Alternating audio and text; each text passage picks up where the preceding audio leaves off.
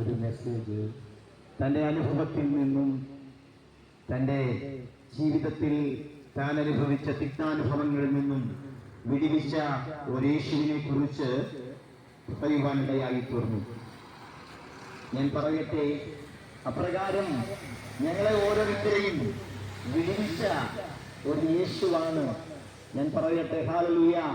അടിമത്തത്തിൽ, പിശാചിന്റെ വല്ലാത്ത അടിമത്തത്തിൽ നിന്ന് ഞങ്ങളെ രക്ഷിച്ച, ഞങ്ങളെ വിടുവിച്ച യേശുവിനെ കുറിച്ച് ഞങ്ങൾ ഉയർത്താതിരിക്കാൻ കഴിയത്തില്ല. ആ ദൈവ സ്നേഹമാണ് ഞങ്ങളെ ഇന്ന് പകൽക്കാലം ഇവിടെ നിർത്തിയത്. ഞാൻ പറയട്ടെ, ദൈവത്തിന്റെ ആ സ്നേഹം ഞങ്ങളിൽ ചലിച്ചില്ലായിരുന്നെങ്കിൽ, ദൈവത്തിന്റെ ആ സ്നേഹം ഞങ്ങളിൽ ഇറങ്ങി വന്നില്ലായിരുന്നെങ്കിൽ, ഞങ്ങൾ തീരാ രോഗികളായി, ഒരിക്കലും വിടുവിക്കാൻ കഴിയാത്ത, ആരാലും വിടുവിക്കപ്പെടാത്ത നിലവാരത്തിൽ ഞങ്ങൾ തകർന്നു പോകാമായിരുന്നു. ലോകത്തിൽ ആർക്കും വേണ്ടാത്തവരായി മാറാമായിരുന്നു. പക്ഷേ ഞങ്ങളെ വിടുവിച്ച ആ യേശുവിനെ ഇന്ന് പകൽക്കാലം ഞങ്ങൾ പ്രസംഗിക്കുന്നതിന്റെ കാരണം, ഞങ്ങളെ വിടുവിച്ചത് കൊണ്ടാണ്, മറ്റൊന്നും കൊണ്ടല്ല. മറ്റൊരു കാരണവും അതിനില്ല. ഹല്ലേലൂയ. ഞങ്ങളെ വിടുവിച്ച യേശു നിങ്ങളെ വിടുവിക്കാൻ കഴിയും. പ്രിയ ദൈവദാസനോട് കേട്ട ആലോചനയുണ്ട്. തന്റെ സാക്ഷ്യം, തന്റെ ജീവിതത്തിൽ 4 സഹോദരങ്ങൾ ഉണ്ടായിരുന്നു. എല്ലാവരും മെന്റൽ ബാധിച്ച് ലോകത്തിൽ എല്ലാവരും അവരാൽ തഴയപ്പെട്ട്, ബന്ധുക്കളാലും ചാർച്ചക്കാരാലും തഴയപ്പെട്ട ആ അവസ്ഥയിലായിരുന്നപ്പോൾ, ഹല്ലേലൂയ, അപ്രകാരമായിരുന്ന ആ വ്യക്തിയെ ഒരു വ്യക്തി ഇപ്രകാരം പറഞ്ഞു, താൻ യേശുവിൽ വിശ്വസിച്ചാൽ നിന്റെ ഈ അവസ്ഥയ്ക്ക്, കുടുംബത്തിന്റെ അവസ്ഥയ്ക്ക് വ്യത്യാസം വരുമെന്ന് പറയേണ്ടതായി തീർന്നു. അപ്രകാരം ആ യേശുവിൽ വിശ്വസിച്ചത് തന്റെ ജീവിതത്തിൽ അനുഗ്രഹമായി തീരാൻ, വിടുതലായി തീരാൻ കാരണമായെങ്കിൽ, ഞാൻ പറയട്ടെ, ഇന്ന് പകൽക്കാലം ഞങ്ങളെ വിളിച്ചു പറയുന്ന യേശുവിന്റെ ജീവിതത്തിൽ രൂപാന്തരം വരുത്തും. 78ാം സ്വാതന്ത്ര്യ ദിനം ആഘോഷിക്കുമ്പോൾ ഞാൻ പറയട്ടെ, ഹല്ലേലൂയ, ഈ സ്വാതന്ത്ര്യം എന്ന് പറഞ്ഞാൽ എല്ലാറ്റിനുമുള്ള സ്വാതന്ത്ര്യമല്ല, എന്തും ചെയ്യാനുള്ള ലൈസൻസ് അല്ല. ഇവിടെ ഒരു നിയമവ്യവസ്ഥയുണ്ട്, ഇവിടെ ഒരു നിയമ സംഹിതയുണ്ട്. അത് വിട്ട് അതിൽ ലംഘിച്ചാൽ ഇവിടെ ഒരു പോലീസ് സംവിധാനമുണ്ട്. ആ പോലീസ് സംവിധാനം നിങ്ങളെ പിടിച്ച് ക്വസ്റ്റ്യൻ ചെയ്യും, അകത്തിടും. അത് ചിലപ്പോൾ കഠിനമായ ശിക്ഷയിലേക്ക്, കോടതിയിലേക്ക്, ജയിലിലേക്കൊക്കെ നയിച്ചെന്ന് വരാം. അന്നേരം സ്വാതന്ത്ര്യം എല്ലാത്തിനുമുള്ളതല്ല. ഈ ലോകത്ത് ഇപ്രകാരം ഒരു നിയമമുണ്ടെങ്കിൽ, നമ്മളെ ഈ മനുഷ്യനെ ലോകത്തിലേക്ക് അയച്ചപ്പോൾ ദൈവത്തിന് ഒരു നിയമങ്ങളുണ്ട്. ദൈവം നമ്മെ കുറിച്ച് ആഗ്രഹിക്കുന്ന ഒരുപാട് കാര്യങ്ങളുണ്ട്.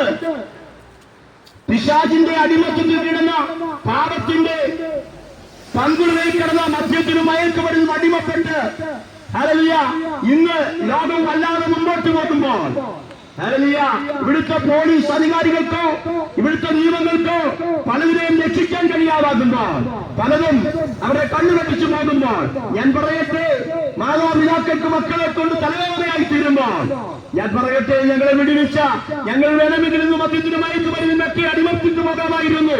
പക്ഷേ അതിലേക്ക് അടിമപ്പെട്ട് പോകാതെ കാരണം ഞങ്ങളെ രക്ഷിച്ചൊരു യേശുവുണ്ട്. ആ യേശുവിന്റെ സാന്നിധ്യമാണ് ഞങ്ങളെ വിടുവിച്ചത്. അതുകൊണ്ടാണ് ഹല്ലേലൂയ ഞങ്ങളുടെ നിന്ന് പ്രസംഗിക്കാനിടയായത്. അല്ലെങ്കിൽ ഞാനും ഒരു ചെറുപ്പക്കാരനായിരുന്നു. ചെറുപ്പക്കാരനായ എനിക്ക് എങ്ങനെയും നടക്കാൻ പറ്റും. പക്ഷേ ഈ ദൈവ സ്നേഹമുണ്ടല്ലോ, എന്നെ അതിലേക്ക് നയിച്ചില്ല. അതിൽ നിന്ന് പുറത്തു കൊണ്ടുവരാനിടയായി തീർന്നു. ഞാൻ പറയട്ടെ, ഹല്ലേലൂയ, അങ്ങനെയെങ്കിൽ ഹല്ലേലൂയ, ഈ കഴിഞ്ഞിടയ്ക്ക് ഞാൻ കേട്ടൊരു വാർത്ത ഇപ്രകാരമുണ്ട്. തന്റെ മാതാപിതാക്കൾ ഏകമകനെ മുഖാന്തരം മദ്യത്തിനുമായ മയക്കുമരുന്നിനും അടിമപ്പെട്ട് ധാരാളം അഡിക്ഷൻ സെന്ററുകളിൽ തന്നെ പാർപ്പിച്ച് ആ മകന് വിടുതലില്ലാതെ തന്റെ കുടുംബം തകർന്നുപോയി. 3 വയസ്സുള്ള ഒരു കുഞ്ഞ് വിവാഹബന്ധം വേർപെട്ട് അവൻ മുഖാന്തരം ഈ മാതാപിതാക്കൾ കത്തെഴുതി വെച്ചിട്ട് തിരുവല്ലക്കാട് സംഭവമാണ്. ഈ കഴിഞ്ഞ നാളുകളിൽ നടന്ന സംഭവമാണ്. അവിടെ അവർ രണ്ടുപേരും സ്വന്തം വാഹനത്തിൽ തീ കൊളുത്തി മരണപ്പെടാനിടയായി തീർന്നു. ഞാൻ പറയട്ടെ, ഈ മദ്യം ഒരു പൈശാചിക മണ്ഡലമാ. കുടുംബ ബന്ധങ്ങളെ തകർക്കുന്നതാ, കുടുംബ സമൂഹത്തിലെ ബന്ധങ്ങളെ തകർക്കുന്നതാ. ഇന്ന് പകൽക്കാലം തിരിച്ചറിയണം, ഇതിനൊരു വിടുതലുണ്ടോ? ഇതിന് വിടുതലുണ്ട്. കർത്താവായ യേശു ക്രിസ്തുവിൽ വിശ്വസിച്ചാൽ നിന്റെ പാപങ്ങൾക്ക് പരിഹാരമുണ്ട്. നിന്റെ പാപം എത്ര കടുഞ്ചുവപ്പായാലും അത് ഹിമം പോലെ വെളുപ്പിക്കാൻ കഴിവുള്ള യേശുവുണ്ട്. ഹല്ലേലൂയ. ഇന്ന് പകൽക്കാലം ആ യേശുവിലേക്ക് നമുക്ക് അടുത്തു ചെല്ലാം. ആ യേശു കാൽവരി ക്രൂശിൽ അവസാനത്തുള്ളി രക്തം ഊറ്റിയത് മാനവരാശിയുടെ രക്ഷയ്ക്കായിട്ട്. പല ഇഷ്ടങ്ങളും പഠിപ്പിക്കുമ്പോൾ പലരും ഈ ലോകത്തിലേക്ക് കടന്നു വന്നത് ചില സമുദായത്തിന്റെ അല്ലെ ചില മതങ്ങളുടെ രക്ഷയ്ക്കായി വന്നപ്പോ പല അവതാര പുരുഷന്മാരും അപ്രകാരം കടന്നു വന്നപ്പോൾ യേശു വന്നത് മാനവരാശിയുടെ രക്ഷയ്ക്കായിട്ട്. മനുഷ്യരായി പിറന്നത് ആരെങ്കിലുമുണ്ടോ അവനെ രക്ഷിക്കാനോ ഈ യേശു കടന്നു വന്നത്?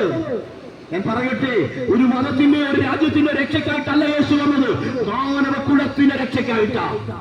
അതുകൊണ്ട് യോഹന്നാൻ സുവിശേഷം 1-ാം അധ്യായം അതിന് 12-ാം വാക്യത്തിൽ ഇങ്ങനെ പറയുന്നു, അവനെ കൈക്കൊണ്ടവരുടെ നാമത്തിൽ വിശ്വസിക്കുന്ന ഏവർക്കും ദൈവമക്കളായി തീരാൻ അവകാശം കൊടുത്തു. ഞാൻ പറയട്ടെ, ഹല്ലേലൂയ, ദൈവ മകനായി മകളായി തീരാൻ അധികാരം കൊടുത്ത ഒരു മാർഗമുണ്ടെങ്കിൽ അത് പറയാം, ഏവർക്കും ജാതിയോ വർഗമോ വർണ്ണമോ വ്യത്യാസമില്ലാതെ. ഹല്ലേലൂയ. പലപ്പോഴും ഇവിടെ ജാതി വർഗ വ്യത്യാസങ്ങൾ പറയുമ്പോൾ ഇവിടെ ഈ ഹല്ലേലൂയ യേശു പറയുക, ഏവർക്കും, അത് വിഗ്രഹമാകട്ടെ സായിപ്പാകട്ടെ ആർക്ക് വേണമെങ്കിലും ഈ യേശുവിൽ വിശ്വസിച്ചാൽ നീ നിത്യജീവൻ പ്രാപിക്കും. Praise the Lord. ആരാകട്ടെ, രാജ്യമോ രാജ്യങ്ങളോ ഒന്നും വേർതിരിച്ചമില്ലേ. ഹല്ലേലൂയ. അപ്രകാരം തിരിച്ചറിയാൻ ഇടയാകട്ടെ. വേദപുസ്തകം പഠിപ്പിക്കുന്നു, ആദാമിൽ നിന്ന് സകല മാനവരാശിയുള്ളതായെന്ന്.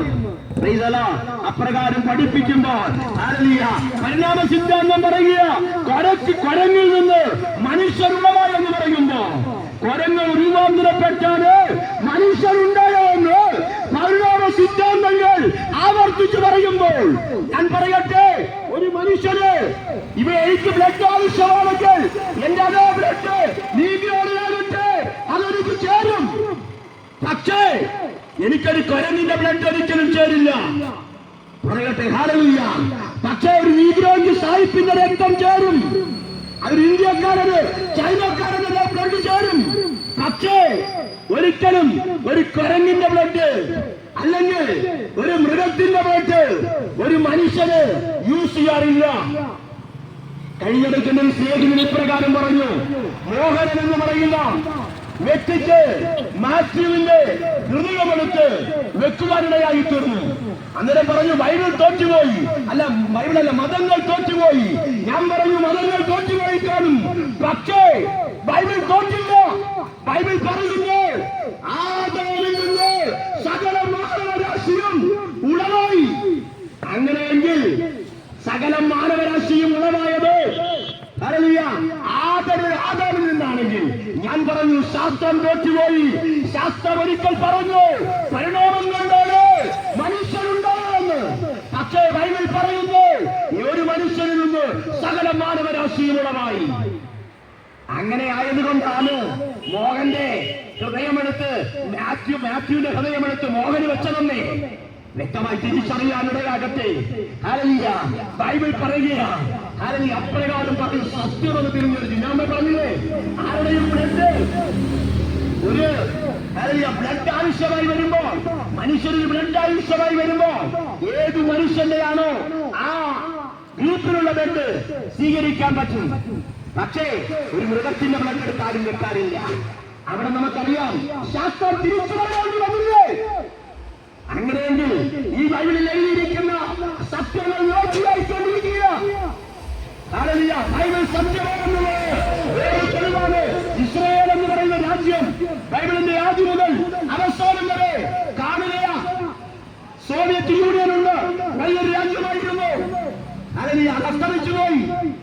ബ്രിട്ടൻ സൂര്യൻ അസ്തമിക്കാത്ത രാജ്യമായിരുന്നു, അത് അസ്തമിച്ചുപോയി. ബാബിലോണിയ സാമ്രാജ്യം തകർന്നുപോയി, റോമ സാമ്രാജ്യം തകർന്നുപോയി. ഇതൊന്നും പിന്നീട് ഉയർന്നു വന്നിട്ടില്ല. പക്ഷേ ഇസ്രായേൽ എന്ന് പറയുന്ന ഒരു രാജ്യമുണ്ടായിരുന്നു, അത് നശിച്ചുപോയി, ലോകത്തില്ലാതെയായി പോയി. പിന്നത്തേത് 1400 കാലഘട്ടത്തിൽ വീണ്ടും ഇസ്രായേൽ എന്ന് പറയുന്ന രാജ്യം ഉടലെടുക്കാനിടയായി തീർന്നു. ഞാൻ പറയട്ടെ, ഈ ബൈബിൾ സത്യമാണെന്നുള്ളതിന്റെ തെളിവാണ്. ഹല്ലേലൂയ. ഇന്ന് പകൽക്കാലം നാം തിരിച്ചറിയട്ടെ. ഹല്ലേലൂയ. ഈ ബൈബിളിലുള്ളത് സത്യമെന്നതിന് ഒരിക്കൽ കൂടെ അടിവരയിട്ട് പറയാൻ കഴിയുമെങ്കിൽ ഹല്ലേലൂയ, അതാണ് ഇവിടെ ഞാൻ ഉറപ്പിച്ചു പറയുന്നത്. വലിയ കാല ബൈബിൾ സംഭവങ്ങൾ പലതും വിളിച്ചറിയിച്ചുകൊണ്ടിരിക്കുക. യുദ്ധങ്ങളും ക്ഷാമങ്ങളും പ്രകൃതിക്ഷാമങ്ങളും വിവിധവും കടന്നു വരുമെന്നും ഇതൊക്കെ ദൈവത്തിന്റെ വരവിന്റെ ലക്ഷ്യമാണെന്നും ഞാൻ പറയട്ടെ. ഹല്ലേലൂയ. യേശു പ്രകാരം പറഞ്ഞു. ഹല്ലേലൂയ. യോഹന്നാന്റെ സുവിശേഷം 14-ാം അധ്യായം അതിന്റെ 1 വാക്യങ്ങൾ ഇപ്രകാരം പറയുന്നു: നിങ്ങളുടെ ഹൃദയം കലങ്ങിപ്പോകരുത്, എന്നിൽ വിശ്വസിക്കുകയും. ഹല്ലേലൂയ. എന്റെ പിതാവിന്റെ അനേക വാസസ്ഥലങ്ങളുണ്ട്, ഇല്ലെങ്കിൽ ഞാൻ നിന്നോട് പറയുമായിരുന്നു. ഞാൻ നിങ്ങൾക്ക് സ്ഥലമൊരുക്കാൻ പോകുന്നു. യേശു ഈ ലോകത്തിൽ വന്ന് മരിച്ചു അടക്കപ്പെട്ട് 3-ാം നാൾ ഉയർത്തെഴുന്നേറ്റു. കല്ലറകളെ ഭേദിച്ച് ഉറച്ചു വന്ന ഒരേ ഒരു വ്യക്തിയുണ്ടെങ്കിൽ അത് യേശു മാത്രമോ. ആ യേശുവിൽ വിശ്വസിച്ച യേശുവിനെ പറയുകയാണ്. ആ യോഹന്നാന്റെ സുവിശേഷം 14-ാം അധ്യായത്തിന് പ്രകാരം പറയുകയാണ്: ഞാൻ നിങ്ങൾക്ക് സ്ഥലമൊരുക്കാൻ പോകുന്നു.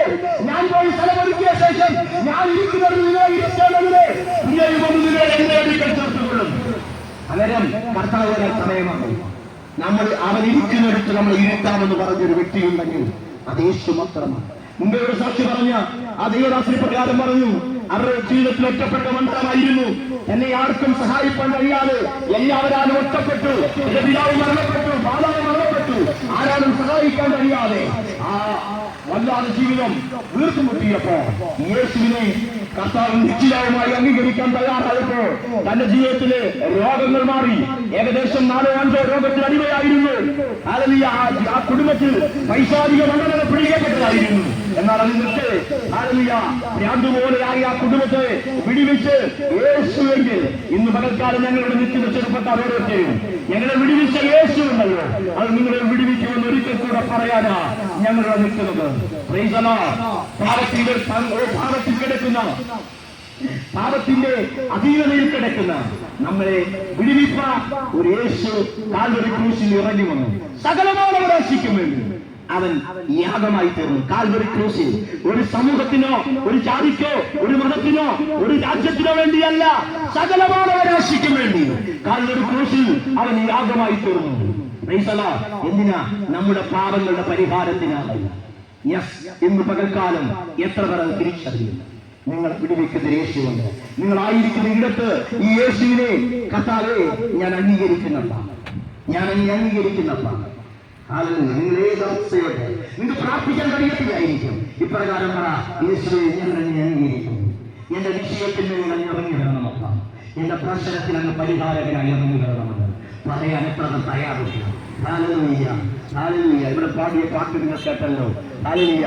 ഈ ഒരു ജീവിതമേ ഉള്ളൂ, അത് വളരെ വേഗം തീർന്നു പോകും. അത് ഹല്ലേലൂയ നശ്വരമാണ്. ഒരിക്കലും ഇന്ന് കാണുന്ന വ്യക്തികളെ നാളെ കാണത്തില്ല.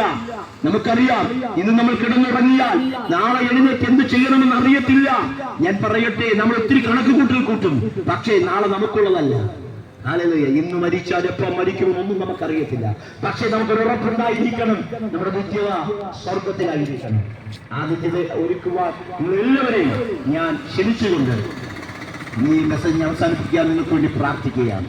കർത്താവ് ഈ ദേശത്തിന് വേണ്ടി നമ്മൾ പ്രാർത്ഥിക്കുന്നപ്പോൾ ഈ ദേശത്തൊരു വലിയ ദൈവപ്രവൃത്തി വെളിപ്പെടുത്തണം. ഇവിടുത്തെ ആ വ്യാപാര സ്ഥാപനങ്ങൾ അങ്ങനെ കരങ്ങളിൽ തരുന്ന കർത്താവ് അവരെ ഞങ്ങൾ അനുഗ്രഹിച്ച് പ്രാർത്ഥിക്കുന്നു. വലിയ ദൈവകൃപ അവരുടെ മേൽ വ്യാപരിക്കണം. അവരനുഗ്രഹിക്കപ്പെട്ടവരായി തീരട്ടെ.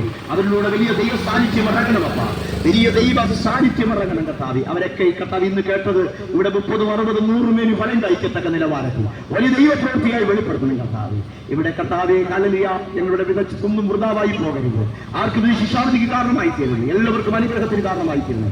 എല്ലാവരും ഞങ്ങൾ അനുഗ്രഹിച്ച് പ്രാർത്ഥിക്കുന്നു. എനിക്ക് മുമ്പേ സൂചിച്ച ദേവദാസനെ പാടിയ കുഞ്ഞുങ്ങളെ എല്ലാം ഏൽപ്പിച്ച് പ്രാർത്ഥിക്കുന്നു. എല്ലാവരെയും അനുഗ്രഹിച്ച് കർത്താവേ. ഞങ്ങളൊപ്പം ഇപ്രകാരം ഈ മീറ്റിങ്ങിനെ അനുഗ്രഹിച്ചതിനായി സ്തോത്രം. ഈ പ്രവൃത്തി വെളിപ്പെടുത്തണം, നന്മ കൊണ്ട് നിറയ്ക്കണം. യേശുവിൻ നാമത്തിൽ തന്നെ ആമേൻ.